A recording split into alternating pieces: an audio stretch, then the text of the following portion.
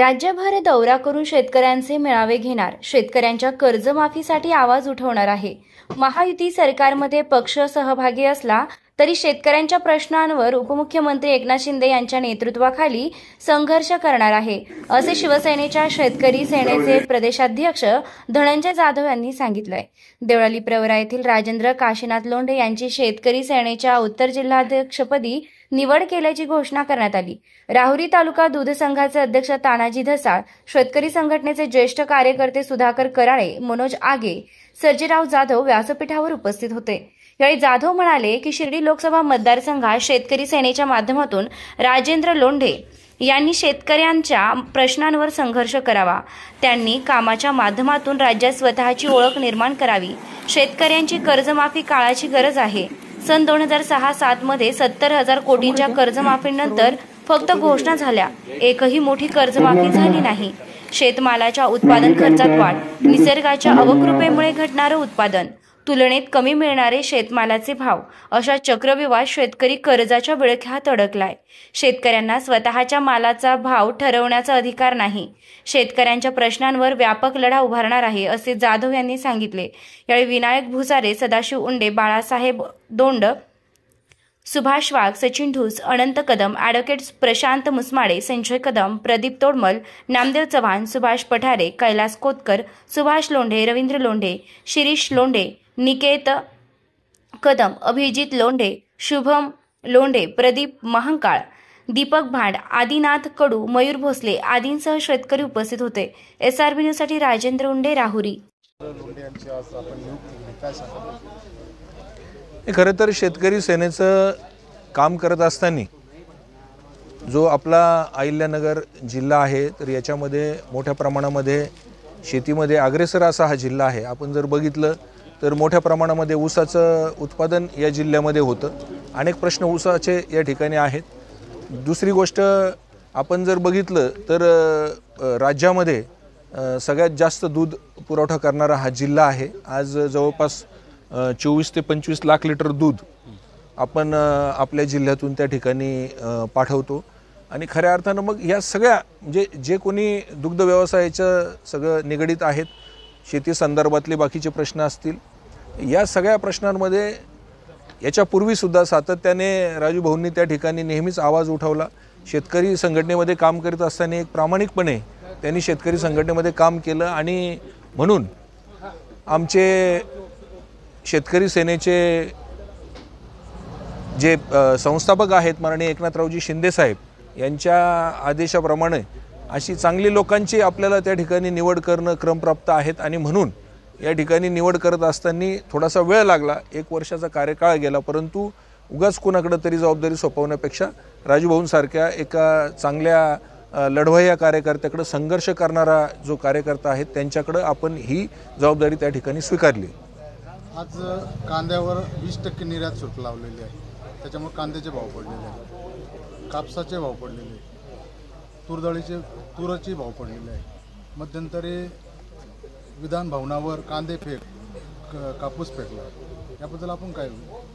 खरं तर आपली भूमिका त्या ठिकाणी पहिल्यापासून आहे की राज्य शासनाने आणि केंद्र सरकारने खरं तर एकाच म्हणजे महायुतीचं हे सर्व सरकार आहे, वरती पण ते आहे आणि निश्चित त्याच्यामुळे आमचा प्रयत्न राहिलेला आहे। आम्ही साहेबांकडे हे प्रश्न सातत्यानं मांडतो आहेत आणि आत्तासुद्धा की जे एक्सपोर्टला जो टॅक्स आहे खऱ्या अर्थानं तो कमी करणं त्या ठिकाणी गरजेचं आहे।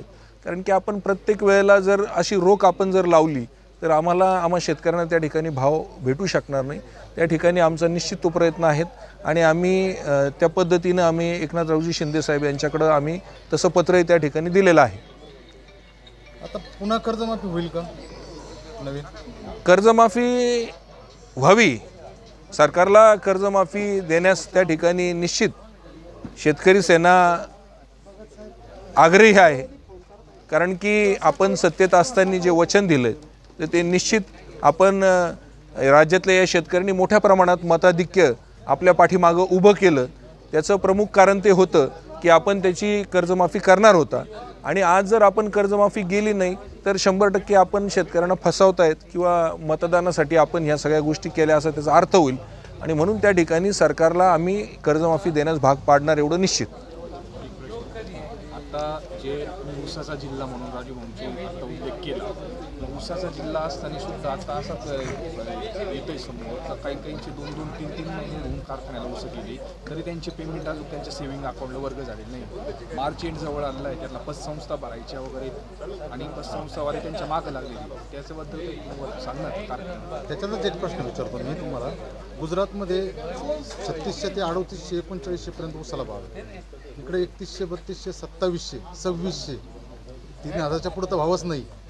असं काम भाजपचंच राज्य आहे, तुमचं युती सरकार आहे, मग गुजरातमध्ये एवढा भाव दिला जातो, महाराष्ट्रात का नाही? खरं तर जो ऊसाचा प्रश्न आहे तर त्याच्यावर वेगवेगळ्या पद्धतीने आपल्याला सांगता येईल की आता तुम्ही जसं म्हटले की तसं कोल्हापूर वगैरे तुम्ही जर गेले त्या भागामध्ये सुद्धा आपल्यापेक्षा जास्त भाव आहेत. काही ठिकाणी रिकव्हरीचा प्रश्न आहेत, त्या ठिकाणी सहकार खऱ्या अर्थानं आपल्याकडं चांगल्या पद्धतीने आजही पण जिवंत आहे. आपण जर बाकीच्या ठिकाणी जर गेले, मराठवाड्यात आपण जर बघितलं तर सहकार टिकला नाही. विदर्भ असेल, मराठवाडा असेल, सहकार त्या ठिकाणी टिकला नाही. त्या मानाने अहिल्यानगर जिल्ह्यामध्ये आपल्याकडं सहकार चांगल्या प्रकारे टिकला. हे जे कारखाने आहेत हे आपल्या मालकीचे आहेत आणि त्यामुळं खरं तर आपण जे म्हणतायत की मी तर उलट असं म्हणेल की FRPमुळं आपण कमीत कमी ऊसाला तरी चांगला भाव मिळू शकतो. FRP म्हणजे आता तो फिक्स रेट आहे तसा आणि तो सरकारने दिलेला जो आहे तो रेट आहे. परंतु आपल्या अपेक्षेप्रमाणे, शेतकऱ्यांच्या अपेक्षेप्रमाणे शेतकऱ्यांना जास्तीत जास्त भाव जसा मागच्या वेळेला दिला तर हा भाव मिळाला पाहिजे. मागच्या वेळेला तुम्ही निवडणूक होती म्हणून 3100-3200 पर्यंत तुम्ही भाव दिलेत, तर आमचं त्या ठिकाणी म्हणणं आहे की जसं मागच्या वेळेला तुम्ही भाव दिले तर ह्या वेळेला किमान तेवढा भाव आपण जिल्ह्यातल्या शेतकऱ्यांना मिळावा ही आम्ही त्या ठिकाणी निश्चित ती अपेक्षा आम्ही सुद्धा व्यक्त करतोय आणि त्या संदर्भात आम्ही सुद्धा त्यांना विनंती करणार आहोत. आम्ही त्यांच्याकडे जाणार आहोत. वेळ प्रसंगी वेळ पडली तर संघर्ष करण्याची आमची तयारी आहे. विनंती करणार का आंदोलन करणार? सुरुवातीला तर विनंती करतोच, आम्ही विनंती करतोच. सुरुवात करताना आपल्याला विनंती करणं आपलं काम आहे. आपल्या विनंतीला मान देऊन त्यांनी शेतकऱ्यांचे प्रश्न जर समजून घेऊन जाण ठेवून जर ते भाव द्यायला तयार असेल तर आंदोलन करण्याची गरज नाही. परंतु जर तसं होणार नसेल तर निश्चित जेवढा संघर्ष करायची वेळ येईल तेवढा आम्ही संघर्ष करण्यास तयार आहोत. शेतकरी सेनेच्या वतीने जिल्हाध्यक्षपदाची जबाबदारी प्रदेशाध्यक्ष धनंजय जाधव यांच्या उपस्थित देण्यात आली, काय सांगा?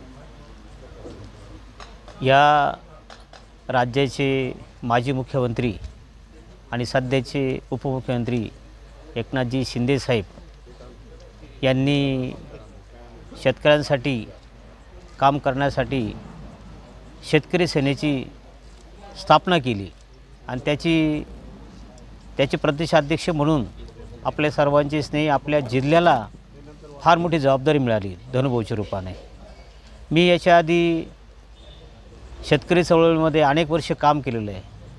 जोशी साहेबांच्या शेतकरी संघटनेमध्ये अनेक वर्ष जिल्हाध्यक्ष म्हणून काम केलं. अनेक आंदोलनं तुमच्या सगळ्याच्या मदतीने मी केली. आज आपले धनुभाऊ